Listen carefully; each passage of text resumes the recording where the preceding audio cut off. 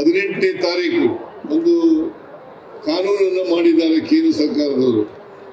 ಮಹಾತ್ಮ ಗಾಂಧೀಜಿಯವರನ್ನ ಹೆಸರನ್ನು ತೆಗೆದಾಕಿ ಅದನ್ನು ರಿಪೀಲ್ ಮಾಡಿ ಮನ್ರೇಗಾ ಆಕ್ಟ್ ಅನ್ನ ಈಗ ಮಾಡಿರ್ತಕ್ಕಂಥದ್ದು VBG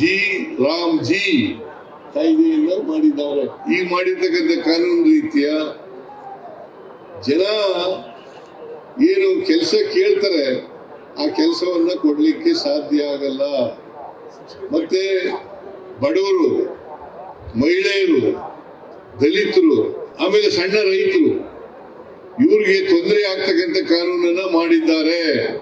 ನಾವು ಇದನ್ನ ತೀವ್ರವಾಗಿ ವಿರೋಧ ಮಾಡಲಿಕ್ಕೆ ನಮ್ಮ ಪಕ್ಷ ಮತ್ತೆ ನಮ್ಮ ಜೊತೆಲಿ ಇರ್ತಕ್ಕಂಥ ಇತರ ಎಲ್ಲ ಪಕ್ಷಗಳು ಜೊತೆ ಸೇರಿ ಇದನ್ನ ವಿರೋಧ ಮಾಡ್ತಕ್ಕಂಥ ಕೆಲಸವನ್ನ ಮಾಡ್ತೇವೆ.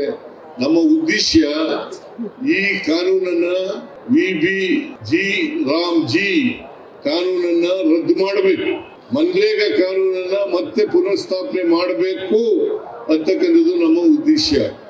ಇದಕ್ಕೆ ಯಾಕಂತಂದ್ರೆ ಈಗ ಸ್ವರೂಪನೇ ಬದಲಾವಣೆ ಮಾಡಿಬಿಟ್ಟಿದ್ದಾರೆ, ಆ ಕಾನೂನಿನ ಸ್ವರೂಪನೇ ಬದಲಾವಣೆ ಮಾಡಿಬಿಟ್ಟಿದ್ದಾರೆ. ಈಗ ಕೇಂದ್ರ ಸರ್ಕಾರ 60% ಕೊಡೋದು, ರಾಜ್ಯ ಸರ್ಕಾರ 40% ಕೊಡೋದು. ಮೊದಲು ಇರ್ಲಿಲ್ಲ. ಎಲ್ಲ ಇದು ಮನಮೋಹನ್ ಸಿಂಗ್ ಅವರು ಪ್ರಧಾನಮಂತ್ರಿ ಆಗಿದ್ದಾಗ ಮಾಡಿದ್ದು 20 ವರ್ಷಗಳ ಹಿಂದೆ.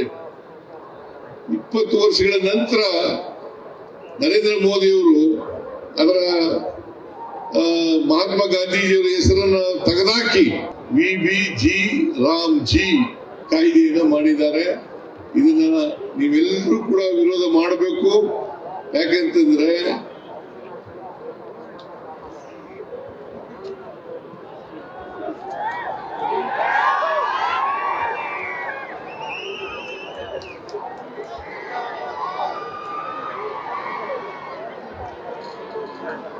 ಇದನ್ನ ವಿರೋಧ ಮಾಡಬೇಕು ಅಂತೇಳಿ ನಿಮ್ಮೆಲ್ಲರೂ ಮನವಿ ಮಾಡಿ ನಿಮ್ಗೆಲ್ಲ ನಮಸ್ಕಾರ ಮಾಡಿ ನನ್ನ ಮಾತುಗಳನ್ನು ಮುಗಿಸ್ತೇನೆ.